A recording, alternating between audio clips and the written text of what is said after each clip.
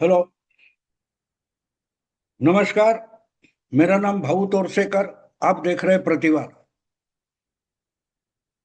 दोस्तों, आज जो विषय मुझे बोलना है वह अर्थात बांग्लादेश, बंगाल, तृणमूल कांग्रेस, ऐसा ही है।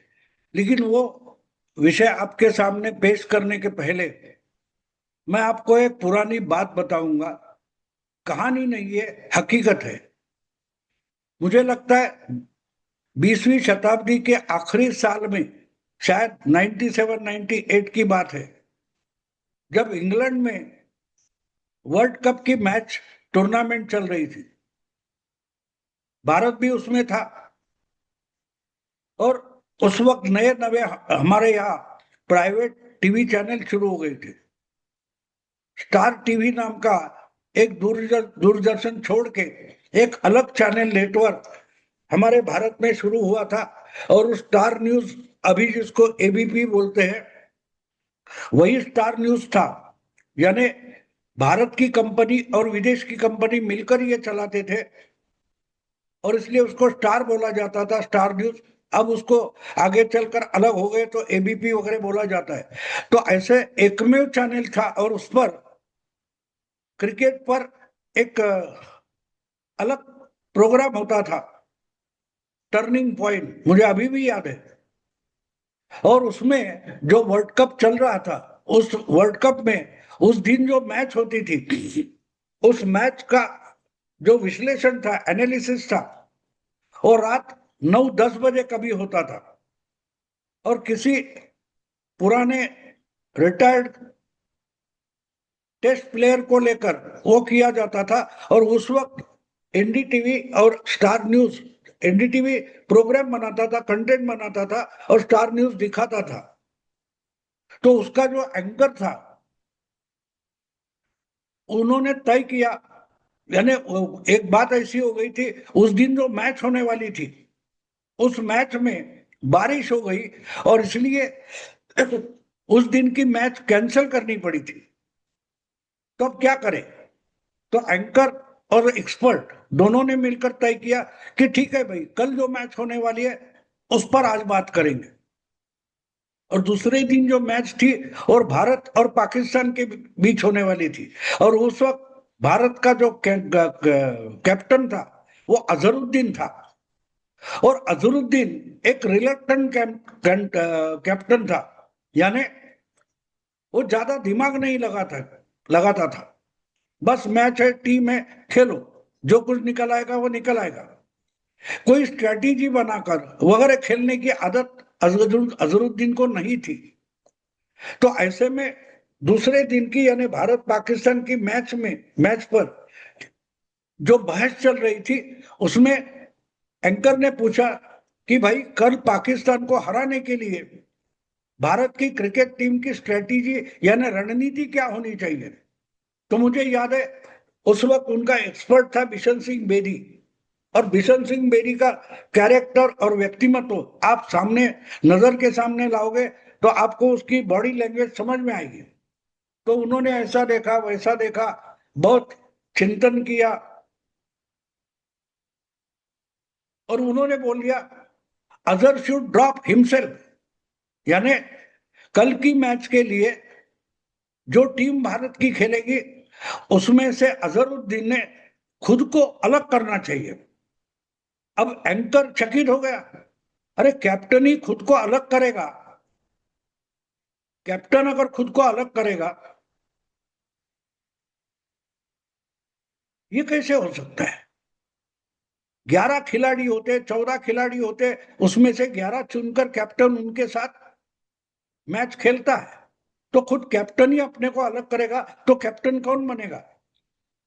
तो बिशन सिंह बेदी ने उस पर बहुत बढ़िया खुलासा किया था। उन्होंने बोला कि अजहरुद्दीन जब कैप्टन है, तो भारत की टीम कैसी मैच खेलेगी, ये तो सबको मालूम है, मुझे भी मालूम है, आपको भी मालूम है, और पाकिस्तान वालों को भी मालूम है, पाकिस्तान के कैप्टन को भी मालूम है। तो पाकिस्तान की टीम की जो स्ट्रेटेजी है, वो अजहरुद्दीन बेस है। कि अजहरुद्दीन कैप्टन है तो भारत की टीम इस ढंग से खेलेगी, बैटिंग इस तरीके से होगी, इस नंबर से होगी, कब किस बॉलर को अजहरुद्दीन लाएगा वगैरह वगैरह, वो सब उनको मालूम है। तो भारत के सामने खेलना पाकिस्तान के लिए मुश्किल नहीं है। और इसलिए अगर अजहरुद्दीन कैप्टन नहीं होगा तो पाकिस्तान की पूरी स्ट्रेटेजी जो होती है, रणनीति होती है भारत के साथ खेलने की, वो गड़बड़ा जाएगी। समझो सचिन तेंदुलकर या राहुल द्रविड़ आइन टाइम में कैप्टन बन के सामने आते, तो पाकिस्तान को उनको मालूम नहीं है कि भाई सचिन कैप्टनसी कैसी करता है, राहुल द्रविड़ कैसे करता है, और वो बौखला जाएंगे और उनकी पूरी स्ट्रेटेजी पाकिस्तान की गड़बड़ा जाएगी और हमारे लिए, भारत टीम के लिए एक आसान मैच बन जाएगा। ये अटपटा लगता है, बिल्कुल अटपटा लगता है, मुझे भी लगा था। लेकिन जब मैं आगे चलकर सोचते रहा, ये बहुत पुरानी, मानो 30 साल पुरानी बात है, लेकिन आज भी मुझे याद है, क्योंकि स्ट्रेटेजी, रणनीति जो होती है वो किस आधार पर बनाई जाती है। हमारे पास सामने वाले जो प्रतिस्पर्धी होते हैं उनकी भी कोई डिटेल्स होती है, उनकी ताकत हमने आजमाई होती है, समझी होती है। उस आधार पर सामने वाली टीम को हम कैसे हराएंगे, इसका कोई एक गणित हम तैयार करते हैं, समीकरण तैयार करते हैं, उस पर आधारित हमारी रणनीति होती है। तो अजहर ने जो कुछ 20, 25, 40 मैचेस उसके पहले कैप्टनशिप करके खेली थी, उसके आधार पर पाकिस्तान की स्ट्रेटेजी रहेगी, और अजहर ही कैप्टन नहीं रहेगा तो उनकी सब स्ट्रेटेजी मिटिया मिट हो जाएगी। कहने का मतलब यह दोस्तों कि जब सामने वाले से आप लड़ना चाहते हो तो सामने वाले को आप जानते भी हो, वो क्या करेगा, कौन से पैतरेबाजी करेगा, कौन से दाव खेलेगा, कौन से पेच डालेगा, ये आपको मालूम होता है। और अगर वही सामने वाला नहीं होगा तो आप अचंभित हो जाते हो, अब ये कोई नया है, इसके सामने कैसे लड़े, हमको तो पता नहीं है कौन है, क्या है, ये कैसे सोचता है। तो इससे सामने वाले की स्ट्रेटेजी गड़बड़ा जाती है।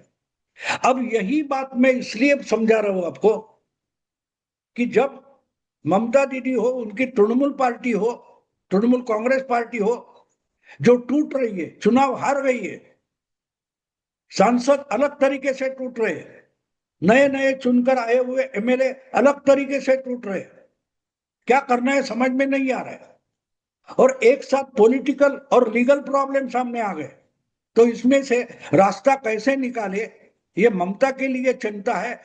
और जो पॉलिटिकल गेम खेलना है वो तो ममता खेल लेगी, लेकिन जो कानूनन मामले बनते, लीगल मामले बनते, उसमें तो ममता का खुद का दिमाग नहीं चलेगा। उसमें जिन्होंने आज तक ममता के साथ लीगैलिटी में काम किया है, एसआईआर पर हो या और वोट चोरी, जो जो कुछ है, चुनाव आयोग के खिलाफ के मामले हो, हर बात में ममता दीदी को जिन्होंने कानूनन मदद की है, हेल्प की है, उनकी तरफ से वकीली की है, सुप्रीम कोर्ट हो, हाई कोर्ट हो, चुनाव आयोग हो, हर जगह जिन वकीलों ने ममता के तरफ से वकीली की है, उनका पक्ष रखा है, ममता तो उनको ही साथ लेकर आएगी। ये सामने वाले पार्टी को, यानी बीजेपी को, बीजेपी के चाणक्य अमित शाह को मालूम है कि ममता दीदी जब लीगल प्रॉब्लम आता है तो किसको सामने लाकर खड़ा करेगी। उनका नाम तो आपको भी मालूम है, मुझे भी मालूम है, कपिल सिब्बल और अभिषेक मनु सिंघवी। और ये जिस ढंग से कोर्ट में पैतरेबाजी करते हैं वो अमित शाह को मालूम है, बीजेपी के जो रणनीतिकार है उनको मालूम है। तो इनके सामने जो कुछ फैक्ट्स है वो ऐसे मामले में अजीत दादा पवार या एकनाथ शिंदे के है, ये उनको मालूम है, क्योंकि शरद पवार हो या उद्धव ठाकरे हो, उनकी तरफ तरफ से भी ऐसे मामले हुए, पार्टी टूट गई तो कोर्ट में हो या चुनाव आयोग के सामने हो, पक्ष किसने रखा था, उद्धव का या शरद पवार का, वो तो कपिल सिब्बल ने रखा था, वो तो अभिषेक मनु सिंघवी ने रखा था। और ऐसे में कपिल सिब्बल की वगैरह सोच क्या होती है वो अमित शाह जानते हैं। लेकिन ऐसी ऐसी जब स्थिति पैदा हो जाती है तो बीजेपी क्या करेगी, वो मामला है ही नहीं। यहां बीजेपी पिक्चर में ओपनली है ही नहीं, लीगली नहीं है। जैसे शिवसेना या एनसीपी की टूट में सामने वाली पार्टी बीजेपी नहीं थी, सामने वाली पार्टी अजित दादा पवार और एकनाथ शिंदे थे, वैसे ही यहाँ ममता दीदी की पार्टी टूट रही है, उसमें सामने वाली पार्टी, ओरिजिनल पार्टी तो बीजेपी है, बीजेपी ही तोड़फोड़ कर रही है, लेकिन सामने लड़ने वाली पार्टी बीजेपी नहीं है। बीजेपी टूटने वाला जो खेमा है उसके सपोर्ट में खड़ी है, और वो जो सपोर्ट में खड़ी है जिनके, वो टूटने वाले खेमे को, वोट को मालूम है कि ये लोग एक महाशक्ति है। आपको याद है गुवाहाटी में जब शिवसेना के 40 एमएलए जाकर ठहरे थे टूट से पहले, तब एकनाथ शिंदे उस होटल के हॉल में अपने साथियों के साथ जब बात करते हैं, उसका रिकॉर्डिंग आया था और आज भी यूट्यूब पर उपलब्ध है।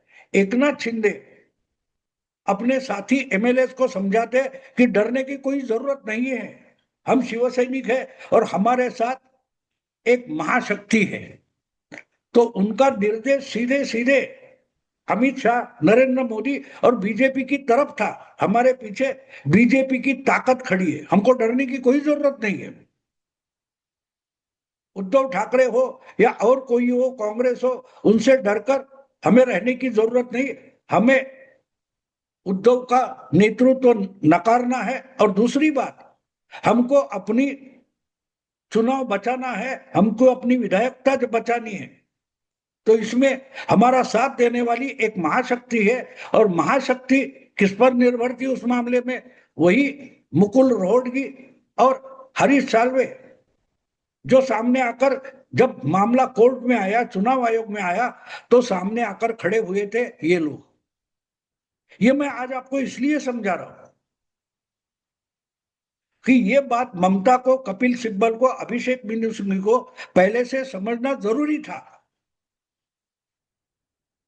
कि जब हम 10 शेड्यूल डिफेक्शन लॉ का मामला उठाएंगे तो वो तो मामला आने वाला ही नहीं है, क्योंकि हरीश साल्वे हो, मुकुल रोहतगी हो, उन्होंने तो एक बार, यहां पार्टी टूटी ही नहीं है, शिंदे ही ओरिजिनल पार्टी है, अजित पवार ही ओरिजिनल पार्टी है। यानी जो मुद्दा लेकर हरीश साल्वे और मुकुल रोहतगी खड़े हो गए थे, वो मामला तो कपिल सिब्बल और अभिषेक मनु सिंघवी के दिमाग में तक नहीं था कि इनका आर्ग्यूमेंट क्या रहेगा।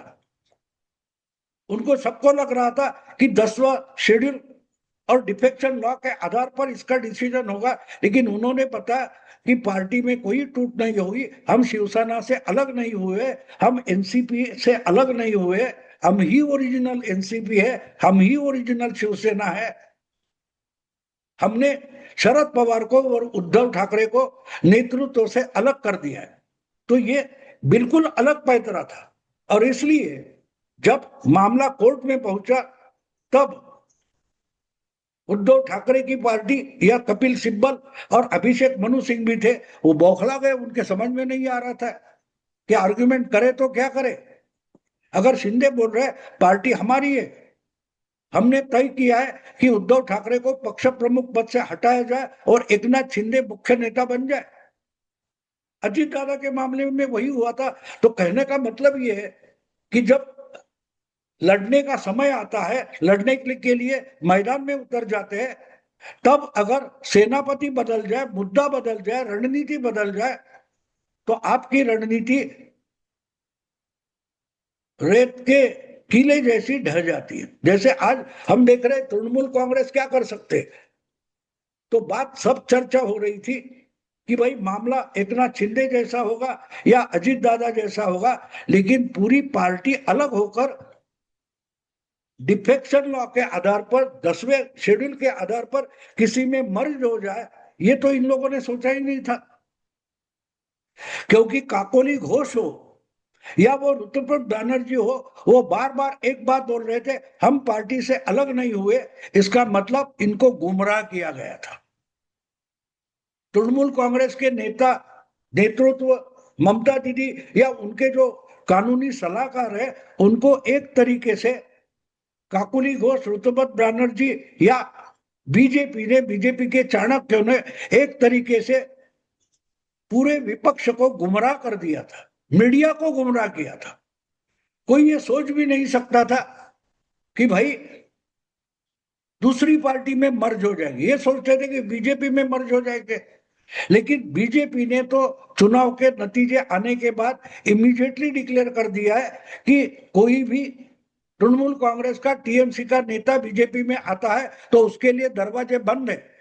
अगर दरवाजे बंद है तो ये लोग जाएंगे तो कहाँ जाएंगे, ये तो डिस्क्वालीफाई हो जाएंगे, क्योंकि ये टूटकर 2/3 हो गए, लेकिन टूटकर अपनी नई पार्टी नहीं बना सकते, इनको किसी के साथ मर्ज होना पड़ेगा। और मर्ज होने के लिए सिर्फ बीजेपी है, लेकिन बीजेपी ने तो दरवाजे बंद रखे।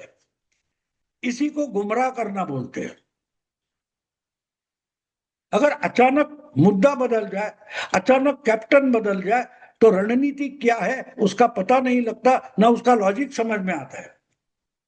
और इसी तरीके से कब जाके ये सभापति से मिलेंगे, लोकसभा के अध्यक्ष से मिलेंगे और कब अपना दावा पेश करेंगे वगैरह वगैरह चर्चा होती रही। लेकिन इसके बीच अचानक त्रिपुरा की एक कोई छोटी पार्टी जिसमें मर्ज करने का निर्णय सामने आ गया, क्योंकि डिफेक्शन लॉ बोलता है, जो 10वें शेड्यूल में है, कि भाई अगर पार्टी टूटती है तो उसको टूटने में 2/3 की संख्या, 2/3 संख्या जरूरी है। और वो नई पार्टी नहीं बना सकते, नया गुट बना सकते हैं, लेकिन वो गुट बनाकर पूरा का पूरा गुट किसी दूसरे पार्टी में विलय हो सकता है, मर्ज हो सकता है। तो ये पार्टी कौन सी होगी? किसने सोचा तक नहीं था कि त्रिपुरा, मेघालय, असम और बंगाल के लिए एक रीजनल पार्टी कभी बनी थी। उसका रिकॉर्ड भी किसके मालूम नहीं, किसको ध्यान में नहीं है। NCPI, nationalist citizen party of India, NCPI. तो कपिल सिब्बल हो, ममता दीदी हो, या अभिषेक मनु सिंह हो, या टीएमसी के या विपक्ष के सारे कायदे पंडित जो थे, कायदे आजम जो थे, एक से एक दिग्गज, वो इंतजार करते रहे। और उनके सामने से ये 20-21 एमपीज के, तृणमूल एमपीज का पूरा कारवा गुजर गया और ये देखते रहे। इनको पता नहीं चला ये कहां जा रहे हैं। इसलिए मुझे वो गाना याद आ गया, कारवा गुजर गया गुब्बारा देखते रहे। यानी जो मीडिया में जो गुब्बारे फुलाए जा रहे थे उसको देखकर ये स्ट्रेटेजी बना रहे थे, और कारवा गुजर गया, एनसीपीआई में मर्ज हो गया और इनको पता तक नहीं चला। ये तो होना था दोस्तों, क्योंकि ये लड़ाई शतरंज की होती है, कानून की होती है, और कानून की पैंतरेबाजी बड़ी सीरियस गंभीरता से समझनी पड़ती है, सुलझनी पड़ती है। तो इसलिए मैंने बोला कि जो बिशन सिंह बेदी बोला था, अगर अजहरुद्दीन खुद को ही ड्रॉप कर ले और कोई नया कैप्टन आ जाए तो पाकिस्तान को हरा सकते हैं, बिल्कुल उसी तरीके से सामने वाले को, कांग्रेस वालों को, ममता को या सोनिया गांधी, कांग्रेस के जो कानून विशारद है, वो सब देखते रहे और ये 20 लोग अपनी सांसदी बचा पाए। एक किसी ने ना सुनी ऐसी एक पार्टी में मर्ज करके कानूनन अपनी सांसदी बचा सके। कारवा गुजर गया, ममता दीदी और उसके साथी देखते रहे, गुब्बारा देखते रहे। दोस्तों, अगर वीडियो पसंद है तो लाइक कीजिए, शेयर कीजिए और प्रतिवाद को सब्सक्राइब कीजिए। नमस्कार।